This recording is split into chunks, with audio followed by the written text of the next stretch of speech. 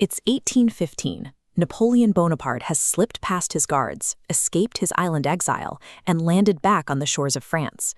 The new French king immediately dispatches an army to arrest him. But when the opposing forces meet, Napoleon doesn't draw a sword. He steps out in front of his meager band of followers, pulls open his coat, and yells to the firing line, "If one among you wishes to kill his emperor, here I am." The royal soldiers drop their muskets. They start cheering, "Long live the emperor," and march straight into Paris right behind him, taking back the entire country without firing a single shot. How does one man command such terrifying, absolute loyalty? How does a single person stop bullets and topple a monarchy with nothing but his physical presence? To understand that grip on France, we have to go back to a place that wasn't originally French at all. Napoleon was born into a modest family on Corsica, a rocky outpost that France violently conquered just a year before his birth. Growing up, he despised the French, and when his parents sent him to a mainland military academy, the wealthy French students mercilessly bullied him for his strange accent and his fierce Corsican pride. Then, in 1789, the French Revolution erupted.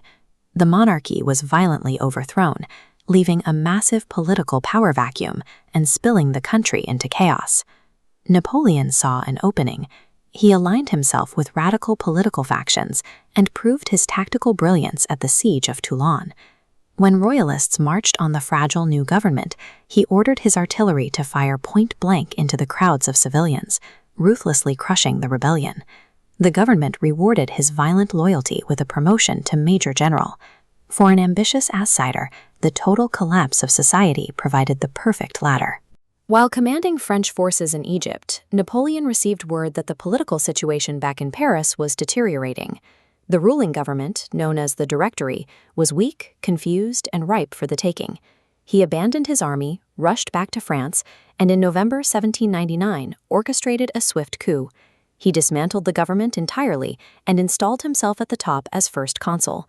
By 1800, he began securing absolute power, a rise that culminated in him being crowned emperor. But he didn't let a religious authority do it. He physically took the crown and placed it on his own head, a clear signal that he answered to absolutely no one. This document shows the foundation of the Napoleonic Code. Despite ruling as a dictator, he stabilized the country by overhauling France's civil laws, establishing modern education, and reforming the banking system.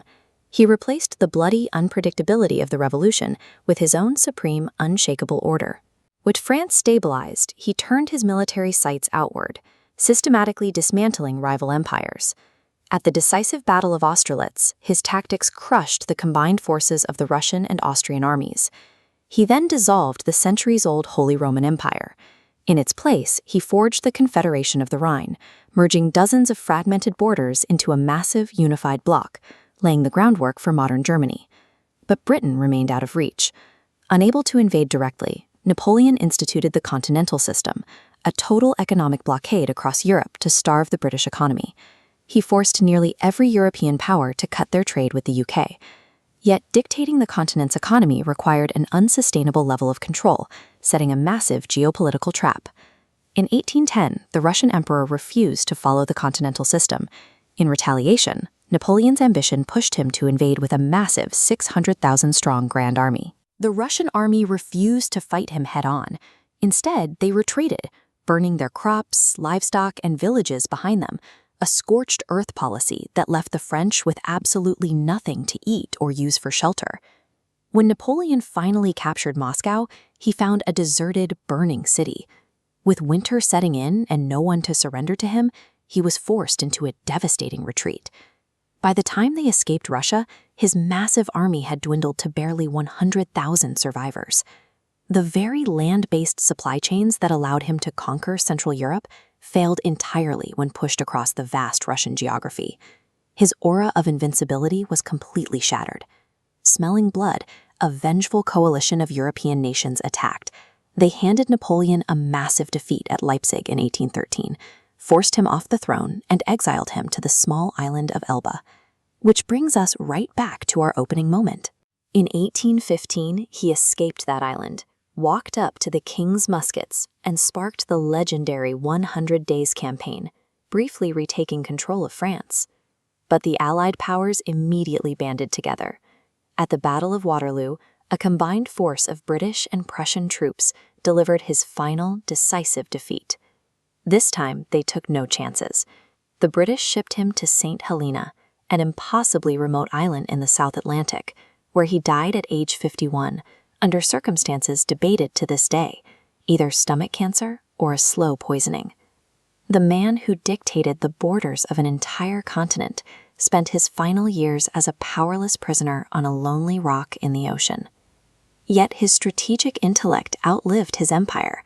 Today, global military academies still teach his exact battlefield tactics as their foundational curriculum, and the Napoleonic Code remains the bedrock of French civil law, heavily influencing legal systems worldwide.